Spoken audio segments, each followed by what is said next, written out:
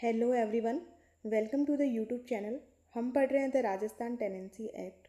इससे पहले हमने स्टैम्प एक्ट और टेनेंसी एक्ट के चैप्टर 5 तक कंप्लीट कर लिए। ये चैप्टर 6 हमने स्टार्ट किया था, जो सेक्शन 65 से लेके 78 तक है।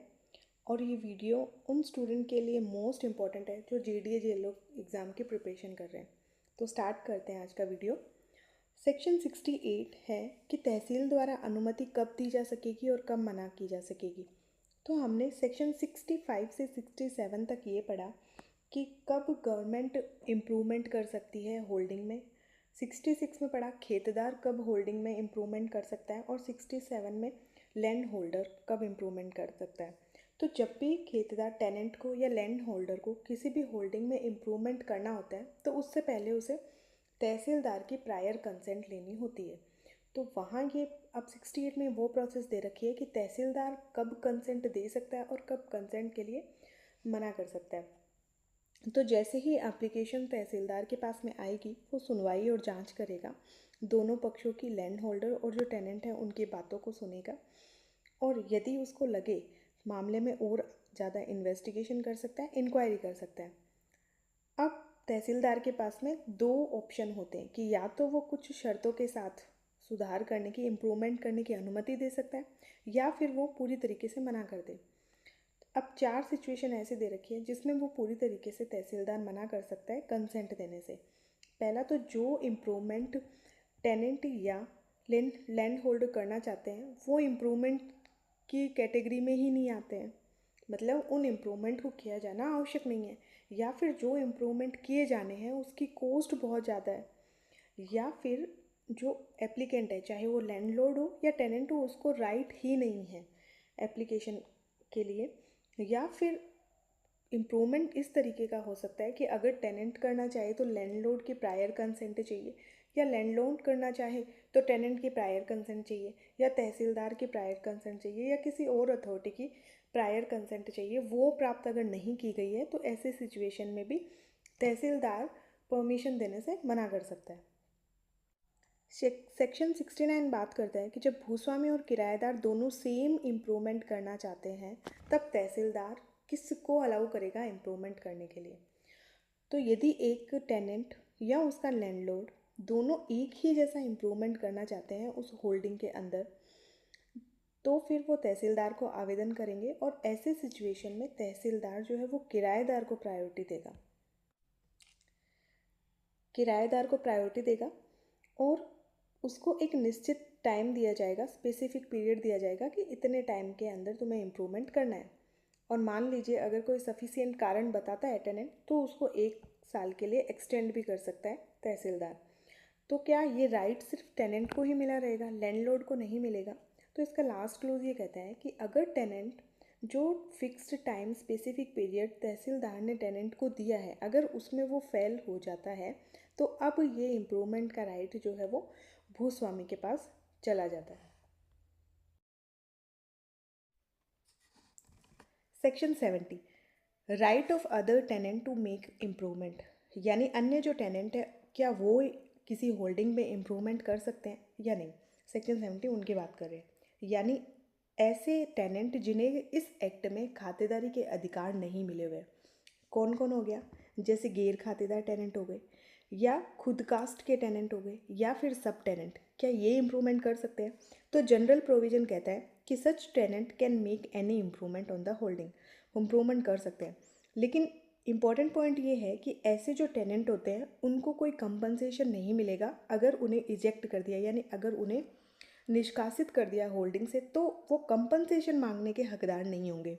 लेकिन नेक्स्ट पॉइंट में ये एक्सेप्शन दे रखा है कि अगर तहसीलदार की प्रायर कंसेंट मिल गई है, तो अगर प्रायर कंसेंट मिल गई है तहसीलदार की रिटन ऑर्डर, या फिर जो लैंड होल्डर है वो या जो खेतदार है उससे अगर रिटन में ऑर्डर ले लिया है तब कंपनसेशन के हकदार होंगे।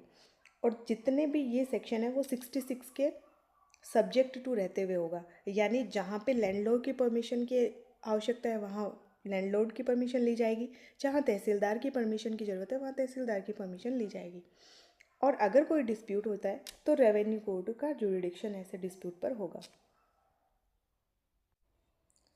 Section 71 restriction on making an improvement. ये सेक्शन लैंडलॉर्ड और टेनेंट के ऊपर एक रिस्ट्रिक्शन लगाती है कि आप ऐसा कोई भी इम्प्रूवमेंट नहीं कर सकते। कौन सा? No improvement can be made that detrimental to any land not include in the tenant's holding. मान लीजिए कोई ऐसी होल्डिंग है और उसके पास में ही किसी पड़ोसी की होल्डिंग है, आप अपनी होल्डिंग में कुछ सुधार कर रहे हो, इम्प्रूवमेंट कर रहे हो, जिससे कि दूसरे की होल्डिंग को नुकसान हो रहा है, ज़मीन को नुकसान हो रहा है। मान लीजिए चाहे वो पानी के निष्कासन को लेकर हो या कोई भी तरीके के इम्प्रूवमेंट हो, तो आप ऐसा इम्प्रूवमेंट अपनी होल्डिंग में नहीं कर सकते। लेकिन एक एक्सेप्शन इसमें सेकंड क्लोज में दे रखा है, if an improvement affects another land prior return. अगर पहले से रिटर्न में कंसेंट ले ली है, चाहे वो लैंडलॉर्ड की हो या फिर स्टेट गवर्नमेंट की या फिर टेनेंट ऑफ सच लैंड, अगर इनमें से जिसकी भी सहमति की आवश्यकता है, जिस प्रोविज़न में अगर इनकी सहमति पहले से ले ली है, तब आप ऐसा इम्प्रूवमेंट कर सकते हो। Section 72 liability for full rent. इसमें यह है कि टेनेंट को चाहे वो उस होल्डिंग में कोई भी इम्प्रूवमेंट करे, उसे रेंट तो पूरा ही देना है। A tenant making an improvement continues to be liable to pay the full rent of the holding despite the improvement. ठीक है, लेकिन एक सिचुएशन ऐसी आती है कि मान लीजिए वो टेनेंट उस होल्डिंग में से फसल का कुछ हिस्सा अपने पास में रखता है, यानी रेंट के बदले में वो कुछ फसल का हिस्सा अपने पास में रखता है, तो ऐसे में एसडीएम की भूमिका यहाँ इम्पोर्टेंट हो जाती है। अब उस फसल को नगद में जो भी वैल्यू तय करनी है वो एसडीएम करेगा और उसी हिसाब से रेंट लैंडलॉर्ड को दिया जाएगा। Section 73 compensation for loss. ठीक है, इसमें है कि मान लीजिए लैंडलॉर्ड ने अंडर सेक्शन 67 में उस होल्डिंग पर जिस पे टेनेंट का पहले से पोजीशन था उस पर कोई इम्प्रूवमेंट करवाया और उस इम्प्रूवमेंट की वजह से टेनेंट को कोई भी नुकसान हुआ, तो अब उस नुकसान के बदले में वो टेनेंट कंपनसेशन पाने का हकदार होगा और लैंडलॉर्ड को कंपनसेशन देना होगा। और मान लीजिए यदि उस इम्प्रूवमेंट की वजह से उस ज़मीन की प्रोडक्टिविटी कम हो जाती है, दो रीज़न, एक तो उसको नुकसान हुआ टेनेंट, दूसरा उस ज़मीन की प्रोडक्टिविटी कम हो रही है, तब भी उस टेनेंट को दो राइट होंगे, एक तो कंपनसेशन तो मिलेगा ही मिलेगा, दूसरा रेंट में भी उसके कमी होगी।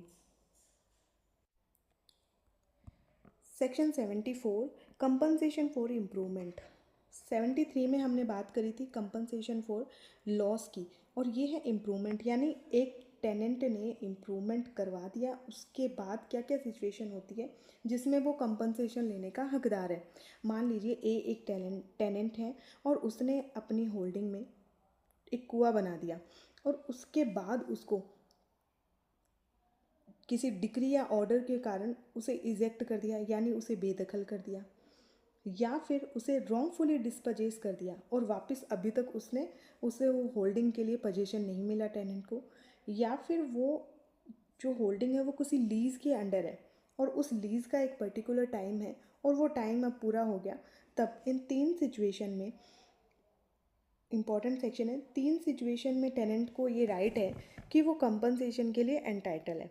लेकिन सेकंड क्लोज बात करता है एक्सेप्शन की, कि इन सिचुएशन में तीन स्थिति में टेनेंट कंपनसेशन के लिए नहीं बोल सकता। क्या क्या?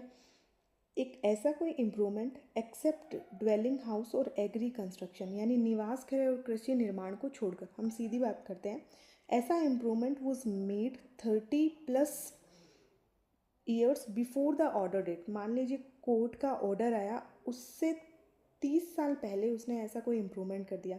मान लीजिए एक टेनेंट है जिसने होल्डिंग के चारों तरफ एक बाउंड्री वॉल बना दी और उस बाउंड्री वॉल को उसने बनाया था 35 साल पहले, तो अब वो उस बाउंड्री वॉल के लिए क्लेम नहीं कर सकता क्योंकि वो 30 साल से पुरानी है।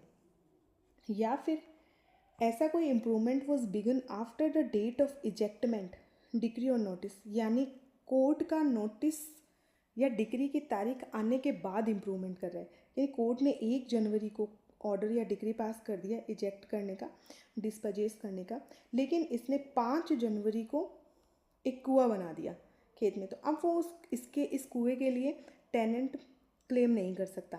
Third, improvement has ceased to be useful in the opinion of assistant collector.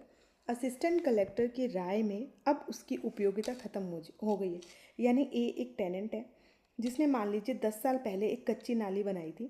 अब वो कच्ची नाली जो है टूट गई और अब इसका कोई यूज़ ही नहीं है, तो ऐसी सिचुएशन में भी टेनेंट कंपनसेशन के लिए क्लेम नहीं कर सकता। सेक्शन 75 मुआवजे की राशि की गणना, अमाउंट ऑफ कंपनसेशन, जो कंपनसेशन दिया जा रहा है उसका कैलकुलेशन कैसे की जाएगी, तो 3 तरीके से की जाएगी। फर्स्ट है जोत के मूल्य और उपज में वृद्धि या कमी, इंक्रीज या डिक्रीज इन वैल्यू और प्रोड्यूस ऑफ होल्डिंग, यानी उस इम्प्रूवमेंट की वजह से, चाहे वो कुआं हो या वॉल हो, उसकी वजह से उस प्रॉपर्टी की वैल्यू में कितनी वृद्धि हुई है ये देखा जाएगा, और उसकी वजह से जो फसल है उसकी पैदावार कितनी बढ़ी है, उसमें कितनी पैदावार हुई है ये देखा जाएगा। दूसरा, कार्य की स्थिति और उसके प्रभाव की संभावित अवधि, condition of work and probable duration of effects, मतलब मान लीजिए कोई कुआं या कोई दीवार बनाई है, वो कितनी मजबूत है, कितने टाइम तक वो टिकेगी और उसकी वजह से कितना फ़ायदा हो रहा है, ये चीज़ें देखी जाएगी। तीसरा देखा जाएगा श्रम और पूंजी, यानी लेबर और कैपिटल, उस लैंड लोड का कितना लेबर लगा है एक्स्ट्रा में, या उसने अपनी पूंजी कैपिटल कितनी लगाई है ये देखा जाएगा। यानी 3 चीज़ें देख ली। इन तीनों चीज़ों को करने के बाद में कुछ चीज़ों को माइनस किया जाएगा। जैसे मान लीजिए लैंडलॉर्ड ने कोई सहयोग राशि दे दी एक्स्ट्रा में, कोई सामग्री दे दी, श्रम दे दी, तो उसको माइनस किया जाएगा। मान लीजिए टेनेंट ने एक खेत में खेती करी और फसल के टाइम ने लैंडलॉर्ड ने उसको 10 और एक्स्ट्रा लेबर ला के दे दिए, तो अब वो उसकी कीमत जो है कम कर सकता है। या अन्य लाभ, मान लीजिए बंजर कोई भूमि थी और उसे मान लीजिए उपजाऊ बनाया गया, तो अब उस उपजाऊ बनाई गई भूमि में टेनेंट ने फ्री में कितना लाभ लिया या कितने टाइम तक लिया है, तो वो चीज़ें भी इसमें माइनस की जाएगी।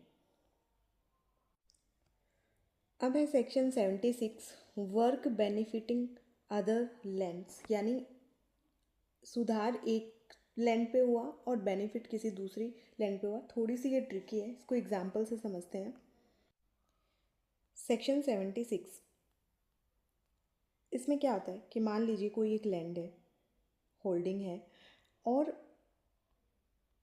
राम एक टेनेंट है और उसने इस पार्ट पे ए पार्ट के ऊपर एक कुआं बनाया है। अब क्या हुआ, रेंट नहीं चुकाने की वजह से या किसी भी रीज़न से ये ए जो पार्ट है ना जिस पे उसने कुआं बना रखा था वो पार्ट अब बिक गया, ठीक है। और इसी ए वाले पार्ट से वो बाकी ज़मीन के ऊपर अपना खेती कर रहा था। तो अब मान लीजिए ये जो ज़मीन है ये किसी श्याम नाम के व्यक्ति को मिल गई, तो अब जो श्याम है वो राम उसे मना नहीं कर सकता कि आप इस कुएं से पानी नहीं ले सकते अपनी होल्डिंग के लिए। ये 76 का क्लोज फर्स्ट बात करता है। अब 76 का क्लोज 2 ये बात करता है, सेम यही ज़मीन है, होल्डिंग है, इस पे ए जो पार्ट है इसके ऊपर कुआं बनाया है ए ने, लेकिन अब ये वाला पार्ट बिक गया, सॉरी ये वाला पार्ट तो राम के पास में है, रिवर्स हो जाता है, मतलब 76(1) का रिवर्स हो जाता है, और ये वाला पार्ट जो है वो श्याम के पास में है। तो अब जैसे हमने इस एग्जाम्पल में ये पढ़ा था कि राम मना नहीं कर सकता, वैसे ही अब इसमें श्याम जो है वो मना नहीं कर सकता कि इससे आप पानी नहीं ले सकते, रिवर्स है। यानी अगर एक लैंड से किसी दूसरी लैंड को बेनिफिट मिल रहा है तो वो चाहे वो लैंडलॉर्ड हो या चाहे वो टेनेंट हो, वो एक दूसरे को मना नहीं कर सकते। अब हम सेक्शन को पढ़ते हैं। देखिए, a tenant makes an improvement like well that benefit both their remaining land and adjacent land they purchases, तो वो मना नहीं कर सकते चाहे कोई भी हो। If the improved portion is sold, चाहे वो कोई भी हो, चाहे वो परचेजर बन गया हो या लैंड होल्डर बन गया हो या ओनर बन गया हो, remaining tenant retain benefit for their retaining land के लिए उसको लेने का हकदार होगा। If the tenant retain improved, ये सेकेंड सिचुएशन है 76 का क्लोज हो, if the tenant retains improved land but another portion benefiting is sold and ejected, the purchaser landholder is entitled to the same benefit for the portion. For the landholder improvement, when a landholder does a work benefiting a holding, if any part is sold, the purchaser has the same right to the benefit as was landholder enjoyed before. यानी चाहे सुधार improvement उसमें कोई भी करे, property कोई भी sold हो, दोनों ही हकदार होंगे, चाहे ए प्रॉपर्टी बिके या चाहे बी प्रॉपर्टी बिके। ये सेक्शन 76 बात करता है। Section 78 dispute as regard improvement, यानी इम्प्रूवमेंट से रिलेटेड जितने भी डिस्प्यूट है उनको कौन डिटरमाइन करेगा, तो असिस्टेंट कलेक्टर करेगा, या तो एप्लीकेशन पे, किसी भी पक्षकार की एप्लीकेशन पे, या स्वयं प्रेरणा से भी कर सकता है, सुओ मोटो भी कर सकता है। तो ये चैप्टर कंप्लीट हो गया है। नेक्स्ट चैप्टर करेंगे हम नेक्स्ट क्लास में। Thank you so much, keep watching.